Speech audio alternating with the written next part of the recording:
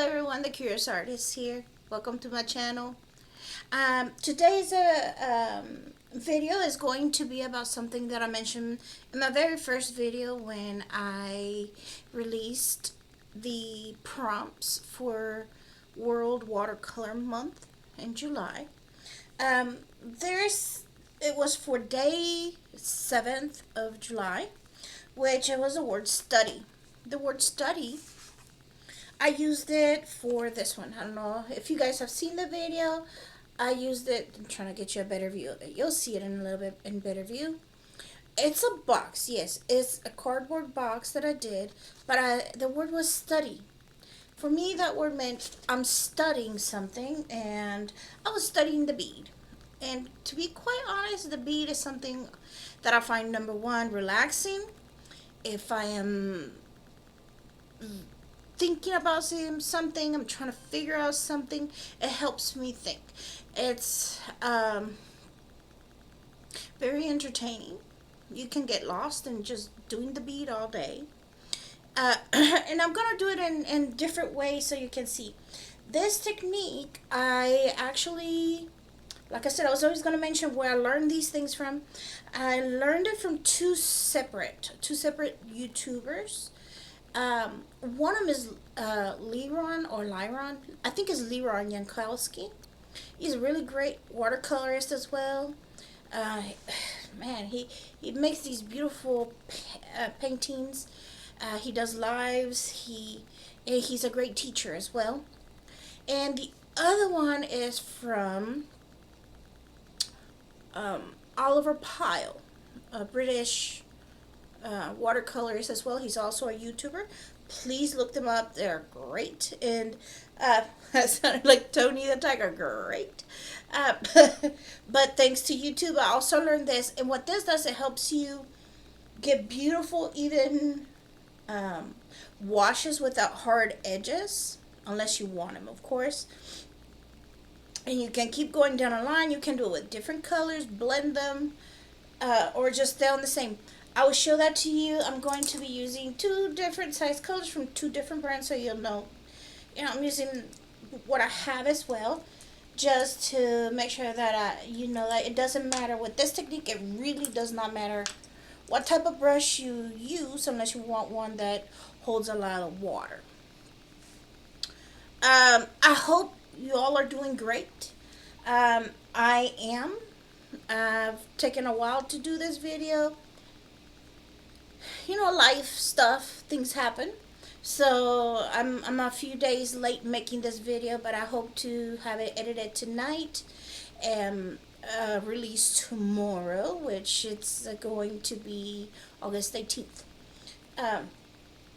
And just like I did for World Watercolor Month, I'm going to use a smaller palette. I don't need a lot of colors for this type of exercise in video. And I gotta tell you something. The World Watercolor Month really helped me in the sense that I didn't use a lot of colors. I actually used a smaller palette because of the space that I had on my desk at the time. And I'm not talking about this desk. I'm talking about my work desk. And if you watched my last video, I introduced you to my wonderful favorite palettes here. These palettes, like I mentioned before, there's no specific brands in here. It's just every color that I could put my hands on is in a pan in these palettes. I'll open it up if you didn't get a chance to see my last video, okay? You see? Just like that. There's no specific colors and brands. There's Winsor Newton, there is Artist Loft, there is Daniel Smith, Ronnie Downey Brown. I don't know what it is. Donnie Dollar Roni. I'll find it out in a second because now I'm all jumbled and I can't even think what it is. I just dropped a little bit of paint on the floor. I'll grab it here in a second when I switch views. But I have 84 different little pans. So these two are full. This is the third one I've started. This one has 4 little pans in it. I will not be using these. I'm gonna put these actually where they belong, back here. Okay. Just there, tucking them away. I'm gonna be using the smaller tin. This is a tin that had mints in it, and I got it from Michael's, the big store that's not sponsoring me. Okay, the art store. And this one says Happy Little Tree Mints. Had little mints in the shape of like little Christmas trees on it. And I decided that, take the mints out. This palette is similar to that one. There's no specific brand in here. They're all just the colors I decided I wanted to have in this pen. And yes, I made it myself. There's 15 colors that fit 15 half pans in it. It's basically an Altoids size tin with just a little bit of art on it. And I, believe it or not, since I'm mentioning Altoids, that I don't think Altoids sponsor any art. I may be wrong. Get this little beauty one. This was actually Altoids in it. I seen it. I don't buy it for the mints. I buy it actually because I'm like, oh, what can I do with that? And I was able to fit 6 different colors in here. These are actually Mead watercolors, which are very economical. Got it from either got them from YouTube or not YouTube. Got them from Temu or Amazon. A pack of 24. I put 6 different colors, and the sections that they're in are actually pistachio shells. See? I'll let you see it. They're just pistachio shells, and I filled them up with the colors that I thought would be necessary to have. Primary and some earth tones. We're also, maybe I'll show you a little bit here in a second what it looks like a little bit up close. Then we'll move on. Now, in the last episode, I guess I need to slow down, don't I? In the last episode, I mentioned that I would share a little bit about my studio. That you'll be surprised. Well, there's more surprises to come about my studio, okay? But we're going to talk about what you see. What you see behind me is pretty much all you get. This is my studio. It's in smack dab in the middle of my apartment. I got a very small folding desk. I no longer fold it because I use it a lot more.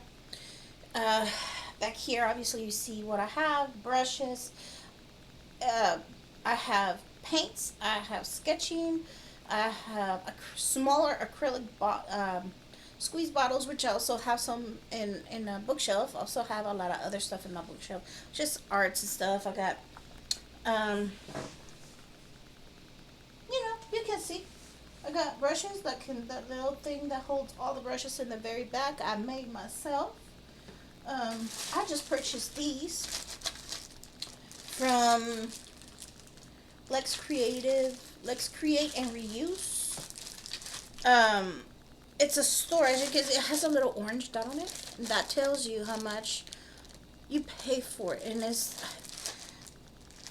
I will have to look up the prices on it, but they're very, very sensible to, there's used, these are used supplies. Okay, I'm giving you a lot of information in less than 10 minutes, by the way.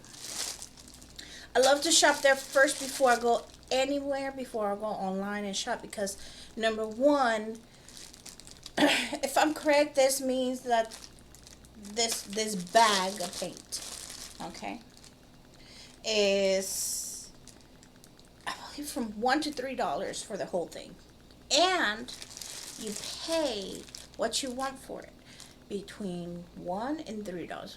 So you want to pay $2, pay $2, $2.50, pay $2.50, or the whole $3, which I think I did. Oh look, I was just looking. It's a dollar brownie. That's what it's called, dollar brownie. I had it right there, not even looking at it. But these are acrylic paints. I thought they were watercolors, but I will still use them. There's a couple of colors in here that I don't have in my swatch, but that's why they're up here still, because I have not given them a home quite yet. So now that I've geeked out a little bit about some of my materials and supplies, let's get started with today's episode, which is about the bead. The bead is something, if you're geeky like me, you'll find it interesting and fun. It's very relaxing. It's almost as crocheting or knitting. If you know how to do it, you know what I'm talking about. It's it's an exercise that kind of clears your mind a bit, and that anybody can do.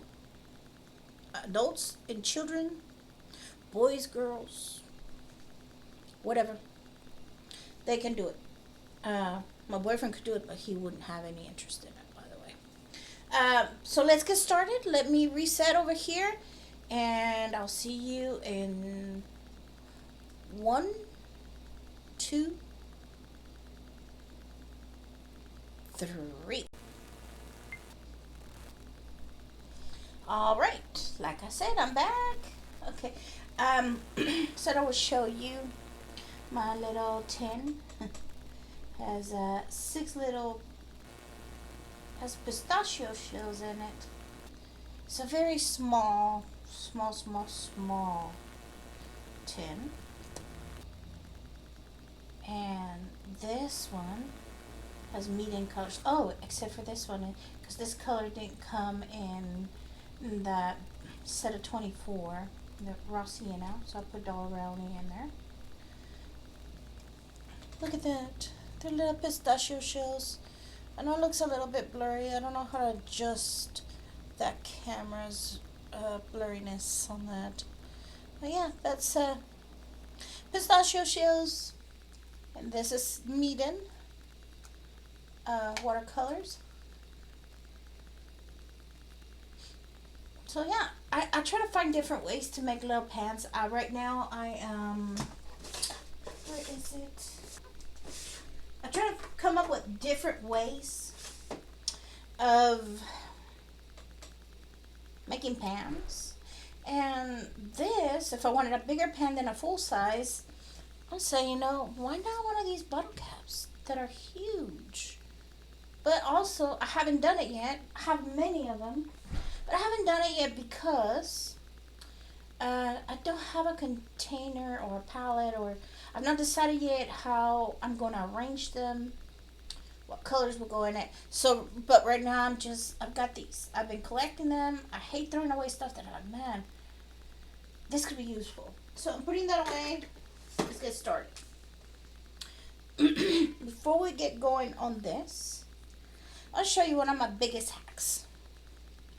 This is a porcelain, I think it's a deviled egg holder. I don't know if you put just regular eggs or deviled eggs in here. I bought this at the Goodwill. Of course, since they're half the shape of an egg, or as deep as half of an egg, they're really great for very watery washes. Sometimes it's good for acrylics if you don't want them to touch or whatever. But it keeps things separate, and if you want something very watery and to last a long time, you can do that as well. But I use this also for watercolor when I have a little bit more space on my desk, because this is huge. This one holds 12. I believe 12 has 4, 8. Yeah, that's 12. 12 different colors. But it's a little bit too big for today's episode, so I'm not going to use it. I am going to use a smaller one.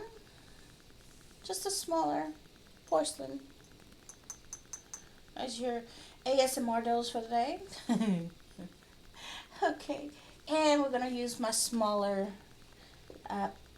tin. It's no specific colors in here. There's no specific brands, I should say.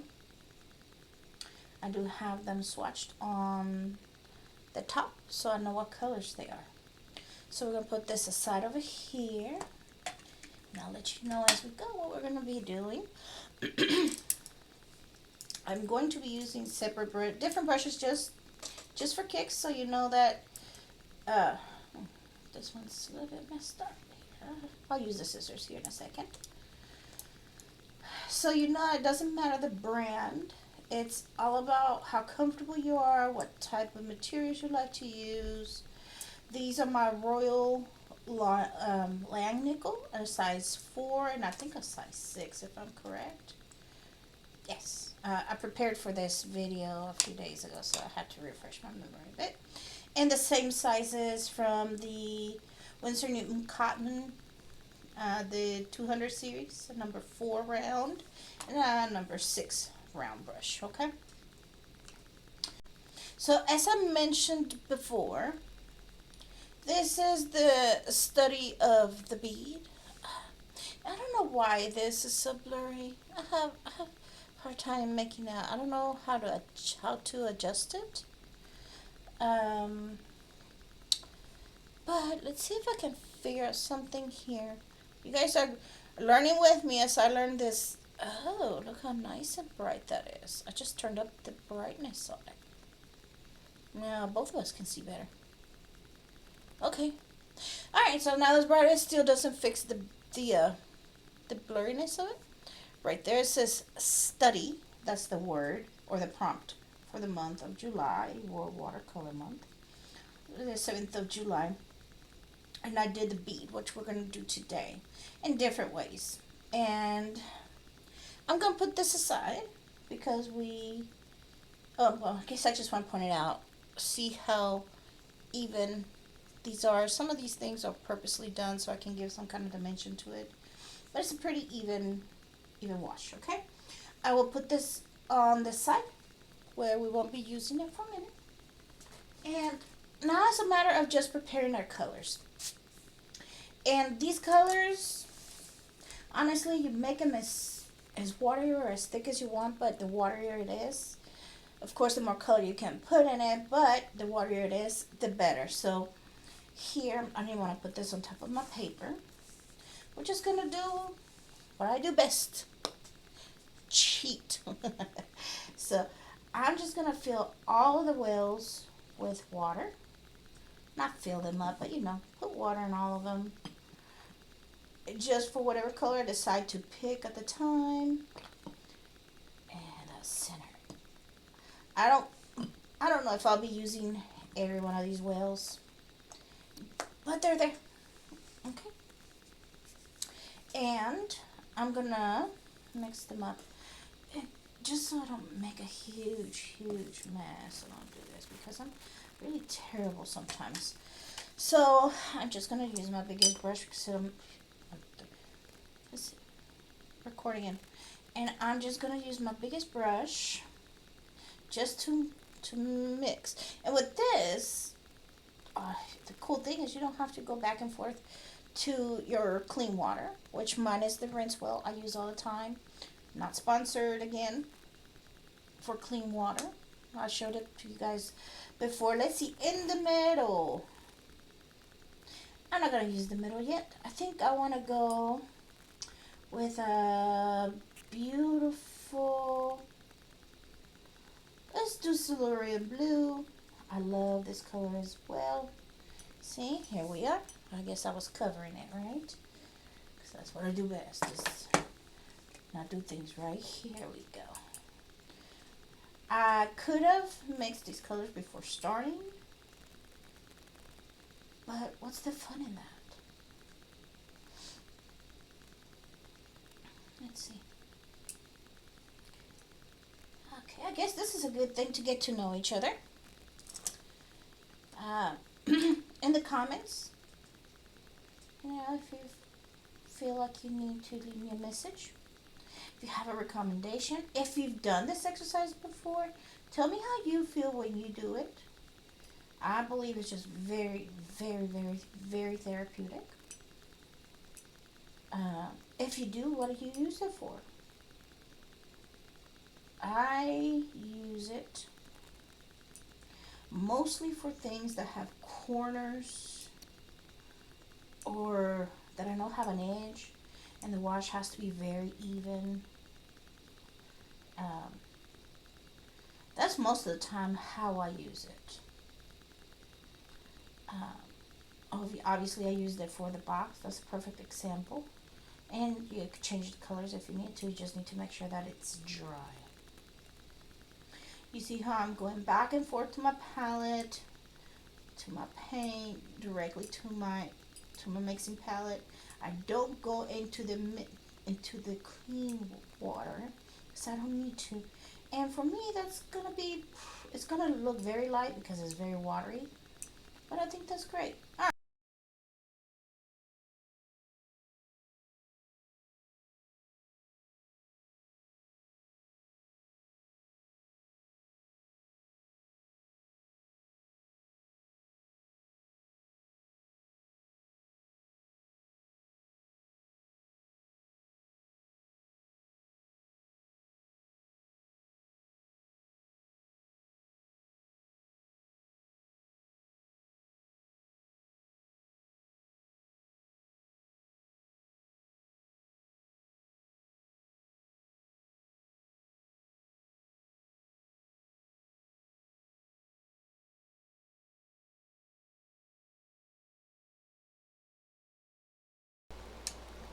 Alright, so the tips for this is obviously use what you have. You don't have to get out your best brush or your most expensive brush. Whatever feels right to you. I like, for this type of exercise, I like to get the size of the brush right better than the brand of brush,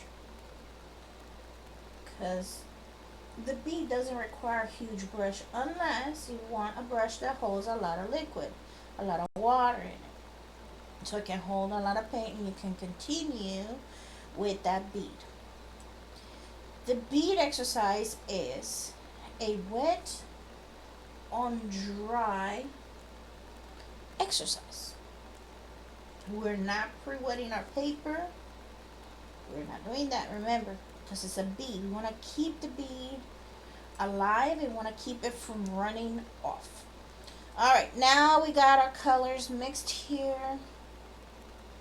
I still think that this Opera Rose is really washed out a little bit too much. Might need a little bit more love.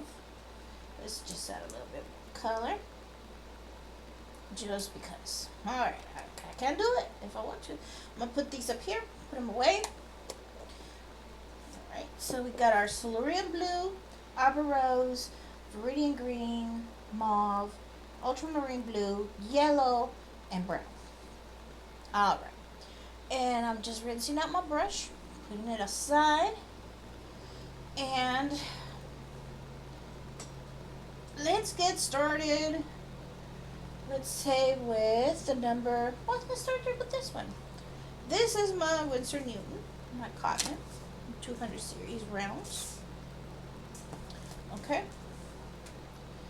And with this one here, we're using gravity a little bit. We're gonna use gravity with this one. I'm gonna make a note. Okay. I'm gonna write down right here the word gravity.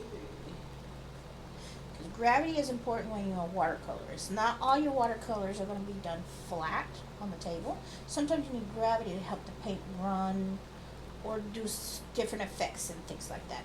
And with this one, I'm going to go in this way and we're going to go in this way with the bead. I'll show you here in a minute what I mean by that. And with this one, we're just gonna go that way. I think I was supposed to do this actually the opposite. This one's supposed to be that way. So we're gonna do this one first. Okay? Gravity! Ah, science. Alright, so I had to take a few minutes and cut out of recording. Because I was trying to make adjustments with the camera. I really hope that this looks better on screen than what I'm seeing right now. So let's get started with this. Like I was mentioned before, my colors I have Opera Rose, Viridian Green, Cerulean Blue, Mauve in the center of my palette, my mixing palette. I I got some burnt umber, some cadmium yellow, and some ultramarine blue. For this exercise, we're going to start now with my number 6 round from Winsor Newton. It's from the 100 series. Then number 4, I believe, is from the 200s. So let's get started with this. And like I mentioned, we're going to use gravity for this exercise. I'm going to do my best to capture it. Right, here we go. So I have this, maybe it looks like a 45-degree angle, 40-degree angle. Not very steep, not up high, not too low. Just enough to give it an angle, okay? And I am going to start with, and we're going to do this one so you can see. I was supposed to put this over here. So we're going to start with this beautiful mauve color. We're going to grab and dip our brush in there to where it's actually, if you, I don't know if you can see, probably not, because this camera is not all that great. Okay, we're going to put a bead right there.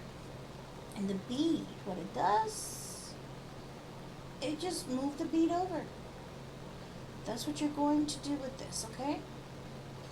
Evenly across the surface you are trying to paint. And you can do that going back and forth. See that? The bead, you grab the bead, you move it. And you can make beautiful, beautiful backgrounds with this. Even color backgrounds. You see the bead right here? And all you have to do is move it across. And your water, or your paint, I should say, is not going to run down the page, because you got to remember that I'm starting to be right here. What the paint, your water only goes to where there's other water. If this page was completely wet, paint would go everywhere. But this is only going where I am guiding it. Okay? So as you can see, it's beautiful here. Bead. Can you see the bead right there? Little drop of water. We can make the bead a little bit bigger. Just don't get carried away. Okay? Remember, because we want to keep moving that water. You see that? And the water's always going to go. If you want to pull that down, all you got to do is get up there. You see that? And you can move it. See where the bead is right there? Oh, that's so wonderful. And I could do this for hours and not stress about a thing. It's very therapeutic. And this is why you pre-mix your washes.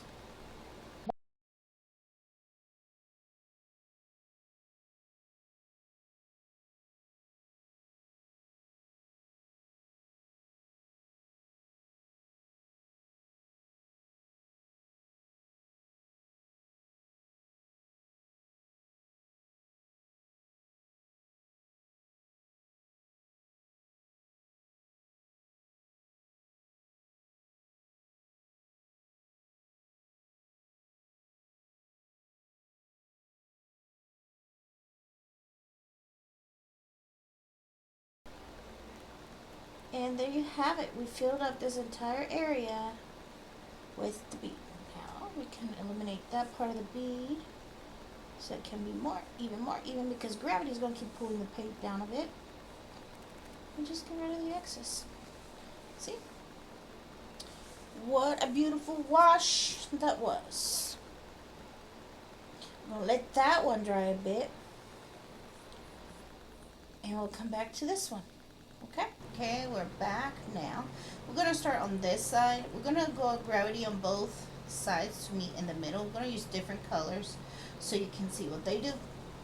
This one's almost completely dry. This upper pink one. I mean mauve, sorry. And we're going to let it completely dry, but it's not going to spread anymore if I change directions on the paper or anything. So So we're gonna start actually with the ultramarine blue. I'm gonna start a bead going over here. Let's see. Let's go. Let's see. What other color should I use on the other side? So we're gonna use ultramarine blue to do this bead. Ah, beautiful. Oh, I forgot to put it in a deeper angle. There we go. Can you see the colors? See the bead right there? And all we gotta do is keep moving it across, back and forth. And bring it down, and move it across. Just like so. Pretty cool. Pretty cool. So there's the bead. We move it across. Here we go. That one's pretty much of a big bead and a small surface, so we can move it quite fast. But the idea of the bead is you bring it down and you stay close to the top where you just went over, because it brings the water down that you've already put down. Let's see, a little area that wasn't covered, so put a little dot on it, which is okay to do. Now, I am going to do this here, and I'm going to also make sure that it's really saturated here, okay? There's a reason for it. So now we're going to switch colors. Let's use the color, let's use yellow. Why not? As you can see here, I got my bead here. And I have to work a little bit faster because I don't want the paper to dry too quickly on me on the other side, at the other end. There we go. I'm going over the line because I'm being impatient. I'm gonna do this. And let's go back here, get our water. This is a great way to blend colors as well. I'm just trying to get this so it won't dry completely. There we go. Alright, so here we are. We got this yellow. And let's go back to the blue. Flipping my paper over. There we go. Taking back over where I left off. And remember, now we can put this down a little bit flat. Because now we're mixing the both colors together. They're going to meet right here in the middle. And they're going to blend. Right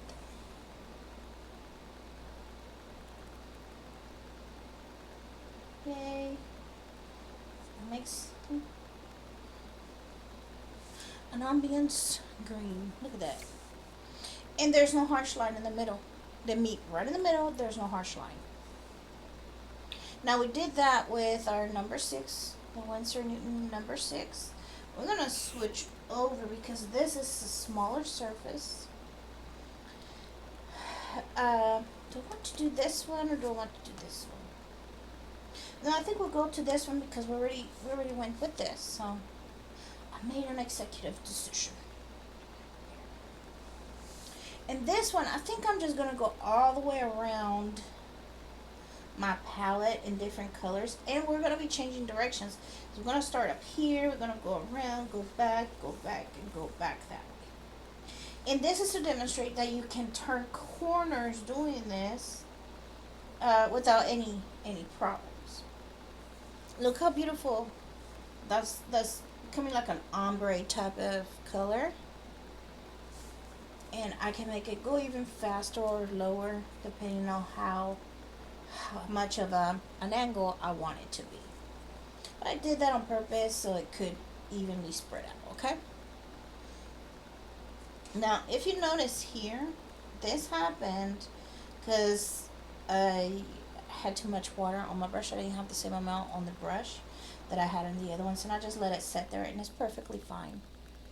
You know, it all depends. You have, and I was being impatient. I was trying to finish it up, but as you can see on the top, It's mostly even. But these colors right here. It's beautiful. The bead is awesome. Okay. So on this one is mostly about changing direction. So as we change the direction, we're also going to change colors just because I mixed them up. Why not? So I'm going to start here. I believe I want to start with, let's do Opera Rose. Why not? Let's get the Opera Rose going. Like I said, this is my number 4. And this is just to demonstrate it doesn't matter. Size of your brush is really, you adjust to the size of the project you're working on. See this here? There we go. And I wanted to change colors so you see how cool it is when you change colors on this. This brush, yes, is a bit smaller, a bit thinner as well. But it does hold a lot of water, as you can see. Look at that. Holds a lot of water. Alright, so let's see when I think is going to be a good time to change colors. I'll let you know here. I've got 2, 4, 6, 7 colors and 4 different directions. So, or changes of direction. Let's see here. So, I'm going to let this kind of almost run completely out of the bead. Okay. So I can get to the next color. You see how I still got a bead right there? Make sure that that is wet, and just I'll dive into my next color, which I think I'm gonna use green. Let's change drastic color. Ooh, look at that. Gotta remember, color or watercolor always likes to go where there's water. That's why it exploded going upwards. But as I keep going with the bead, it just washes it down. And there's no harsh transaction of color on there. It turns out to be a beautiful, beautiful. Oh my god. I'm not even showing you guys. I am so sorry. I didn't realize I got so into it. Didn't realize that I wasn't even recording. But you'll get to see this again. Ah, that was terrible. I'm such a bad teacher. And part of my problem really here is that I have my, there we are. I'm gonna, now I fixed this. Okay, great. Got my palette right here, my mixing palette. All right, so I was doing Viridian Green, and we are going to continue a little bit with it until this bead of water kind of runs out. I could run out right now if I wanted to. And I think I'm going to stop right here. As you see, there is a bead of water right here, okay? And you didn't get to see probably the last time I changed colors. The colors fly off into where there's a wet area. So now, to give it a dramatic change in the color, we are going to use yellow. So you see, because we're going to see some changes here. Watch. Got yellow here. Let's go across. You see, and you think, oh, we got to the bottom. No, we can't do that. So all we got to do, flip our paper over and go in the opposite direction. And you're going to get a smooth transition of color right here. Look at that, how beautiful that was. Just by using the bead. A little bit more. We'll just do a little bit more of the yellow.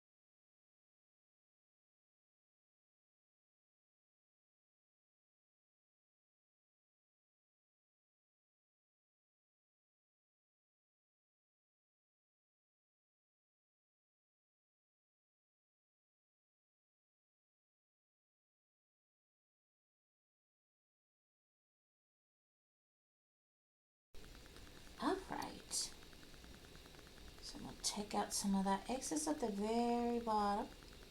I'm going to lay flat so it quit running. But look how pretty that is. You see that? The bead. Now this brown, I don't know what I did. I think I just used too much of it at one spot. I didn't do the bead right. But you can actually tell when your technique is not all that great. But the more you practice it, the better it gets. Like look at this blue right here. Look at that. That's wonderful. This pink here. This right here still has some of that green in it. And it transitioned all the way over. This blue. That's going to look really cool up here. But yeah, that's switching. You can make them meet in the middle. Just like here. And smash together. Or you can continue the bead like this.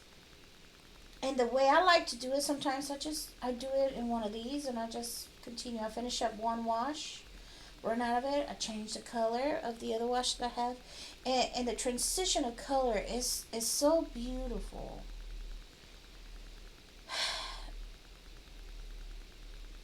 That I wish I could paint with the bead all the time, but as you can see, it's time consuming. It takes a lot of patience. I'm putting my brush up there to dry. Sorry for my arm. Alright, so let's get started with the puzzle piece. The puzzle piece to me is more about different colors and stay within the line and still having a wonderful wash. That's what this is about. It's about showing what I was talking about, not doing where you come up out of the line. So let's try and see if I can do it. This is going to require me changing the position of my paper, and it's obviously to keep the direction of the bead going where it needs to go. And I'm gonna have to go from one spot to the opposite side to let that dry, and then the same over here, you know. So let's choose our colors. Now we're gonna switch to the other brush. We're gonna use our Langnickel number 6. I want to try the Viridian first. And we're going to start with the top left puzzle piece. Alright, top left. And let's see if I can stay within the lines, okay? Right, let's see here. Alright, let's get started. Okie dokie. And the thing about the bead, it won't dry. If you leave that there, right there, leave it wet. It's okay. Go and do what you gotta do over here so you can come back. Okay. I did pretty good on that one. Patience is a virtue, they say, right? Well, if you're patient, you come up with some beautiful bead washes. Some here. And as you can see, it doesn't matter what. And see here, now we have the bead is going to end right here. So I want to make sure now that we continue the bead over here. That just ended perfectly in the little loop of the puzzle piece. Okay, let's get some more. Do that. There we go. Let's continue the bead.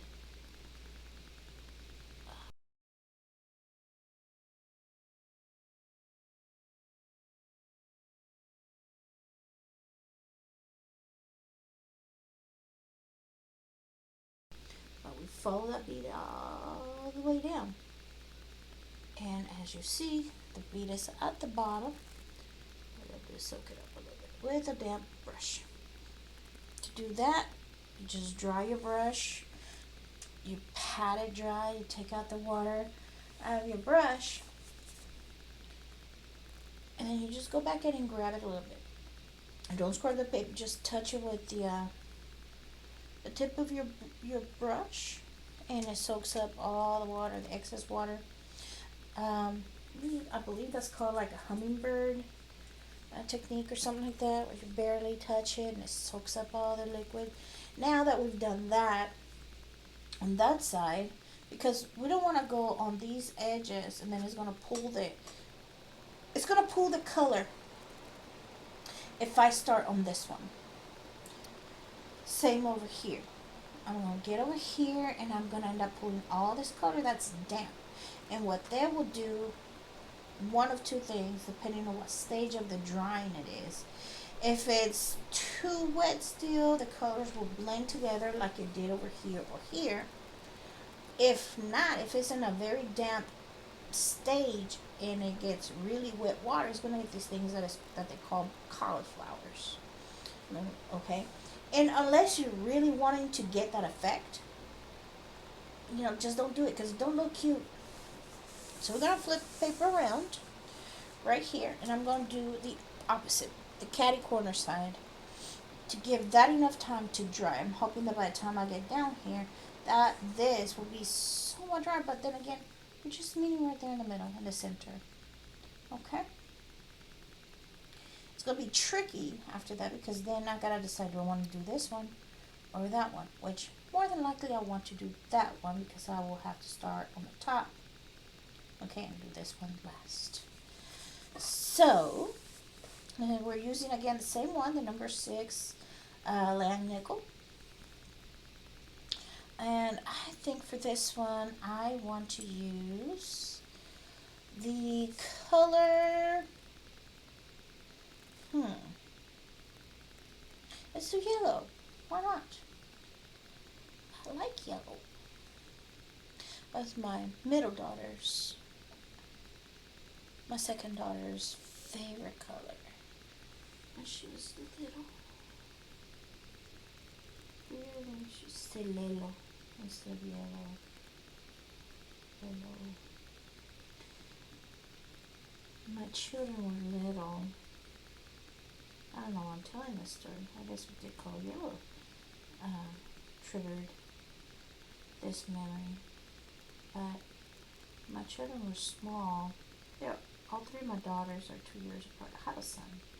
But my daughters, all three of them are 2 years apart. And to make my life easy, I just color coded my kids. I color coded them. My oldest will get pink because at the time that was her favorite color. And my middle daughter, or my second daughter, will get yellow. And then my youngest daughter, who I would just use purple, which I did not realize that she really didn't care for that color, but it helped me when I went shopping for clothes. All three of my kids would get the same outfit in different colors. Made my life much, much easier. And to find out, my youngest daughter, favorite color is the same as mine. Hers is blue.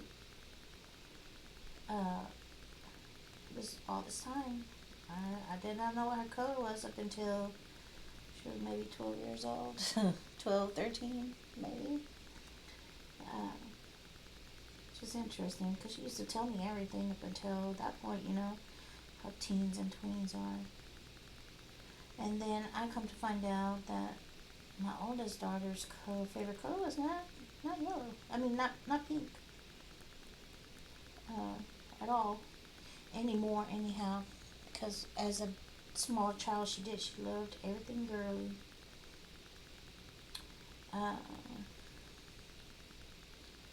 But not anymore. She said, now here we are in this little bitty corner. We're going to do that right there. And move quickly over.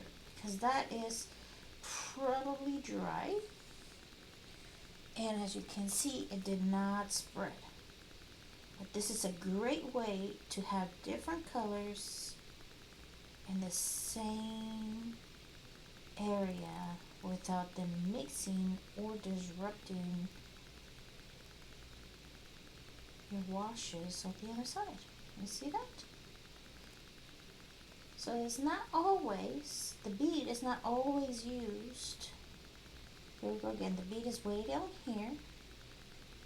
Can you see? I don't know if you can see that because of the color. But down here we got excess yellow, and we're just gonna hummingbird it.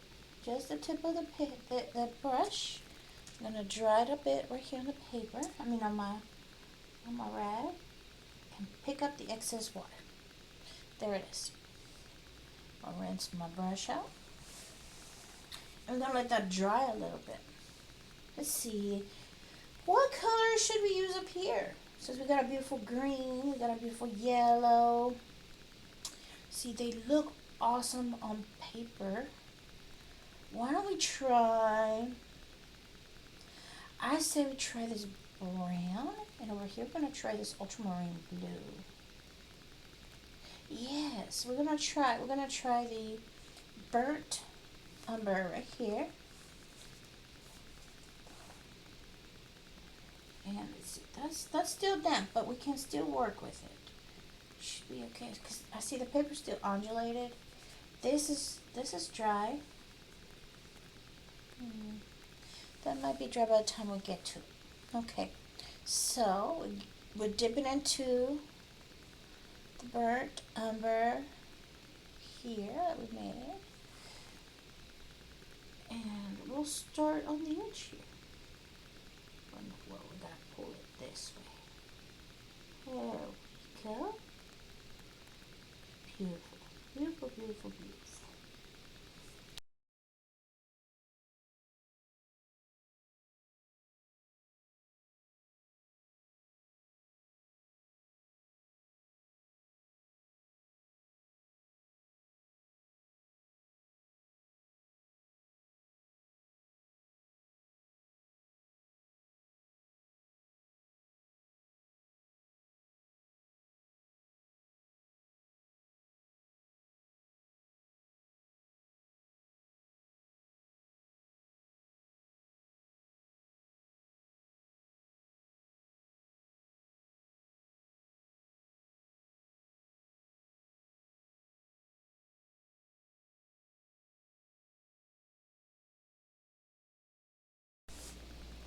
We're almost finished with this one here. I did not put a lot of water into this bead purposely, because I've already showed you how to remove excess water from your bead. There we go. You don't need to remove any water from this bead because they just is the perfect amount. Ta-da! Look how beautiful that was. Now this one, we're just gonna play with it. This one down here at the bottom, some weird shape. And this one just says the beauty in color. Let's get started. Say we start with the ultramarine blue. I'm going in with ultramarine blue, and I am going to start my bead here.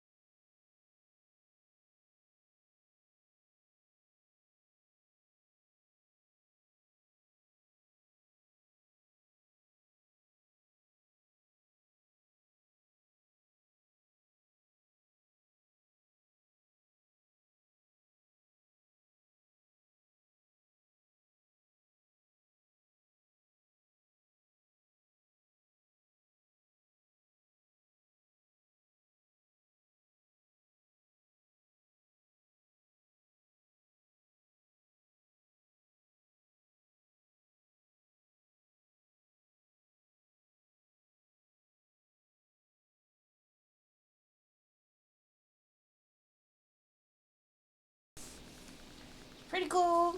That's pretty cool, people. Look at that. Good transition of colors.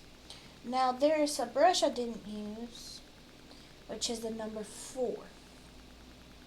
And I don't really have to do this, but I just want to, okay?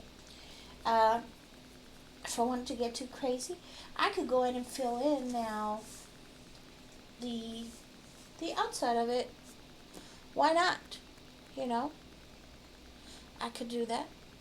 I could go in like over here with the brush I haven't used yet, which is a number 4 Lang Nickel, Royal Lang Nickel. And I can start, because all of this is already dry except for this here. By the time I get over here, it's going to be fully dry. And this I can do in one color if I wanted to. And I think I might just do that.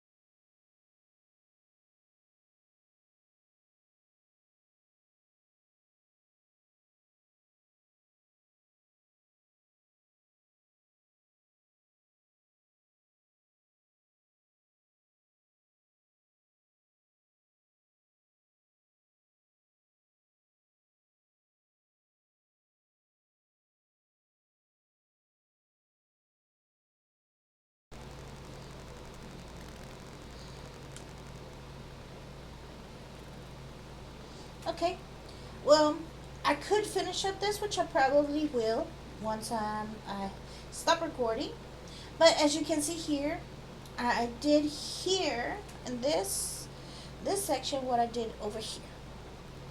These two were already completely dry, so I just added the bead around it. Went around it. I did a pretty decent job. It's not going into the line, which I did a couple of times. This area here and here. But this is a great technique if you're wanting to stay in the lines. Without worrying about the harsh lines and things like that, leave the bead. Make sure that the bead, let the bead stay alive, you know. Well, friends, I am going to call this a done deal. I truly enjoyed it, as I always do. I really, really enjoy playing around with the bead. This is what we did today. So, like I was saying, I really enjoyed doing this. It's a pretty cool technique. The bead, it gives you these great transitions in color, as you can see. You can make great ombres with it. So you can see over here, we met in the middle. This one we just followed the bead with different colors and we changed it. I love the transition over here. I loved it right here. Here was a very smooth transition. Some of these transitions are better than others because of the quality of the paint. This is a really great quality paper. This is my New York City paper. My New York City Art Center, I believe it's called. New York Central Art Supply. Paper is really, really good. It's good quality, 100% cotton, cold press. Cold press paper. And this palette, I have different brands in it. So they're not all the same quality, okay? And just to show you how much you can actually get out of that paint with the bead, I still have a lot of it, which I'm probably going to keep playing with the bead a little bit after I stop recording. please come back for my next video. I'm I expect to get much better at what I'm doing, not just in painting but also with my technology. I hope to get my videos out a little bit better, lighting to be better. Um, the place, my apartment where my studio is, I don't have really great lighting, and even if I did today, it seems like it's about to start storming. So there's no light coming in through my windows. But I'm glad that I have this to fall back on a rainy day. I hope you guys enjoyed it. I did too. Please come back to my channel. I promise to get better. I know I'm begging you and I'm begging you, I'm begging you, but I don't want to be lonely. Okay?